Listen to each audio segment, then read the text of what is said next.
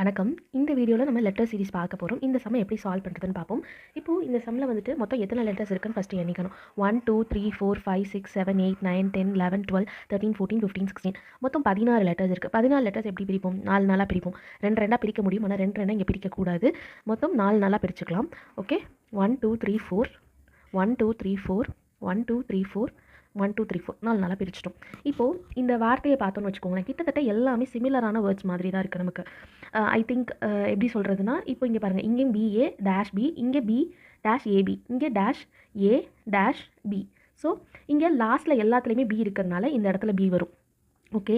இங்கே நடுவில் வந்துட்டு ஏ இருக்குது, இங்கே ஒரு ஏ இருக்குது, இங்கே ஒரு ஏ இருக்குது, இங்கேயும் ஏ இருக்குது. ஸோ இங்கே வந்து ஏ தான் வரும், இங்கே ஏ தான் வரும். அடுத்து இப்போது இந்த வார்த்தையை எடுத்துக்கிட்டோன்னா, இங்கே பாருங்களேன், ஃபஸ்ட்டில் எல்லாத்துலேயுமே பி தான் இருக்குது. 1 2 இதில் எல்லாத்துலேயுமே பி தான் இருக்குது. அப்போ இங்கேயும் பி தான் வரும், இங்கேயும் பி தான் வரும். இது டைப் 1ன்னு சொல்லுவோம். டைப் 1 வந்துட்டு வார்த்தை வந்து சிமிலராக தான் இருக்கும், சேமாக தான் இருக்கும். ஓகேவா? நம்ம பார்க்க இது ரொம்ப ஈஸியாகிடும். இது ஈஸியான டாபிக் தான். இப்போ இதுக்கு ஆன்சர் என்னன்னு பார்ப்போம். பிபி ஏஏபி, பிபி ஏஏபி இந்த ஆன்சர். நெக்ஸ்ட்டு சம்மில் பார்க்கலாம். தேங்க்யூ.